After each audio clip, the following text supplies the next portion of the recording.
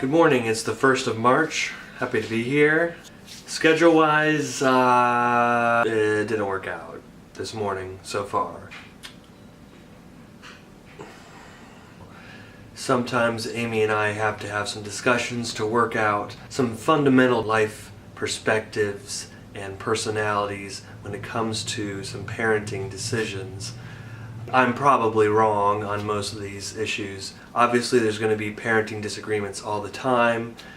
That's normal and common, but it's difficult when you passionately believe something and your spouse passionately believes the opposite. And when you have foster kids in the mix, the stakes feel very high. I'm confident we'll work these things out, but when it comes to my grand plan of staying on schedule today, I'm about 2 hours off schedule.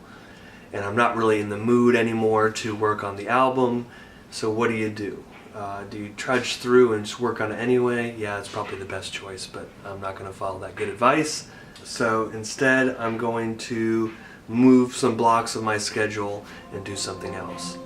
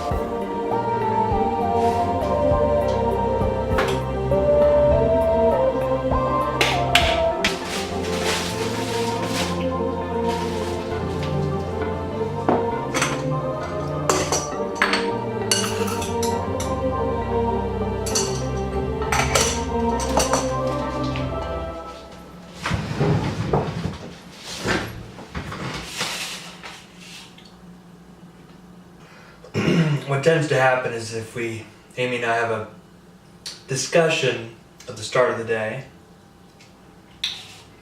I just have trouble focusing until the issue is resolved. So we ended up just talking about our thoughts of parenting and how to co-parent a challenging situation.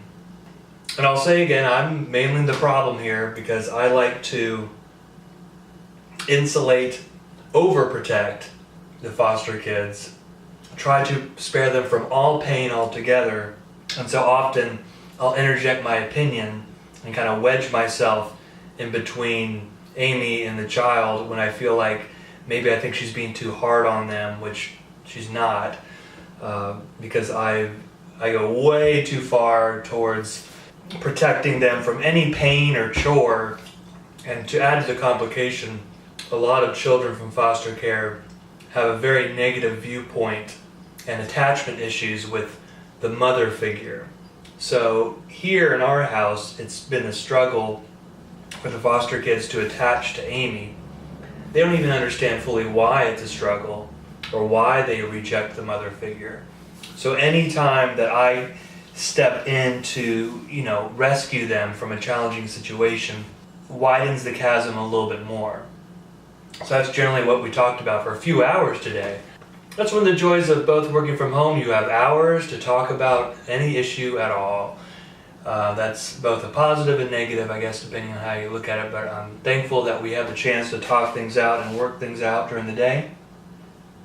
But I'm going to work harder on building up that mother-child relationship and just try to keep my mouth shut more when it doesn't really matter. I have the tendency to want to interject my opinions all the time. So if I can dial that back a little bit, I think it'll benefit the kids and mother relationship that we're trying to solidify.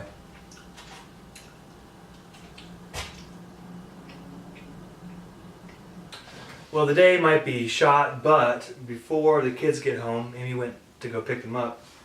Before the chaos begins, a good chaos, but a chaos nonetheless. I'm going to get my live stream configured. It's been a while since I've done a live stream. I used to do almost daily, or maybe weekly. Okay, it was weekly live stream of some of my music production. Originally the thought was I'd be producing some popular cover songs, which I still might do, but I could also be live streaming my daily work on these DITLY soundtracks. And it might be interesting for some folks to kind of see behind the scenes of what goes into that. I do have a little webcam that I use, and this lets me do a live stream pretty well. And it's a little bit ridiculous to put it on this massive tripod I use for work, but it's the only one I have available right now. This tiny little camera.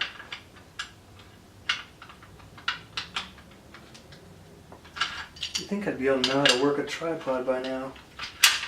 There we go.